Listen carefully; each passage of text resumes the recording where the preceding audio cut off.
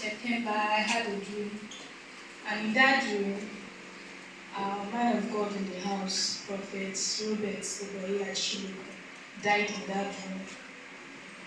And his family members, the children, the wife, the church members were all crying that they lost their father. And the villagers asked that his corpse be brought to the village for burial rites. And as they took the corpse to the village, arriving at one big compound like that, the ambulance that was carrying the corpse stopped, and the bus that were carrying the church members and the family members also stopped. And some women came outside.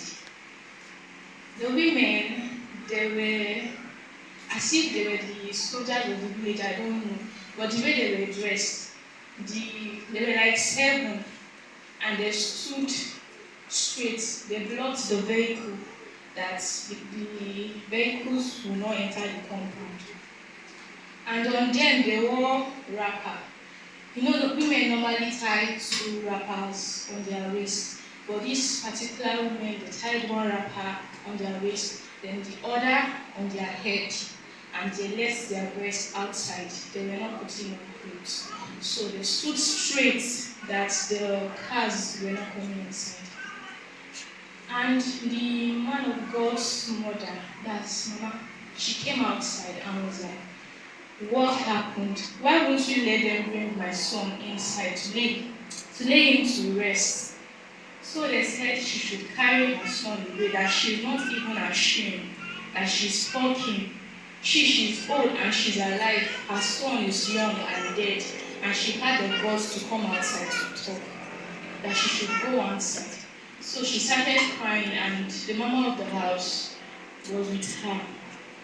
And the women, they kept saying they should take the corpse to the church, carry your son back to where you brought him from, go and bury him in his church. Take him from this place, we don't want to see him. Go and bury him in his church.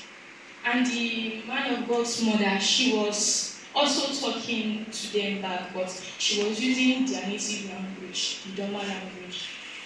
And they kept persuading us to take the corpse back to Kaduna, to the church, to go and bury him in the church. And the man of God's mother, she got angry and asked them to bring the corpse outside. When they brought the corpse, since they would not allow us go into the compound, they laid the corpse on the ground, on the sand, and she also removed her clothes. She removed the clothes she was wearing, then she tied wrapper, the same way the women dressed. So she tied the wrapper and she tied the other one on her head after removing the clothes. So she lied down on her son straight. He was on the ground, so they opened his hands and she lied on him. She lied down, she started shouting, saying some kind of incantation, I don't know. So she left her into the man of God on the ground. And then he sneezed and he stood up. And she did not wake again.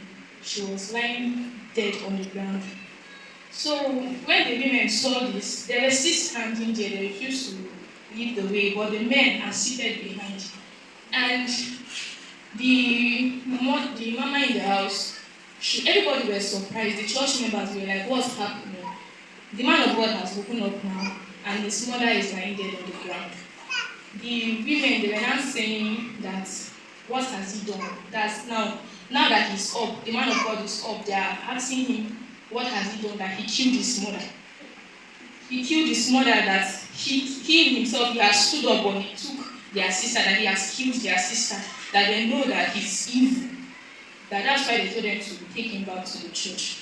And then the mama came out and she was like, "They are wicked, they are this, they are that. Now they have made the old woman gone, that one is even better.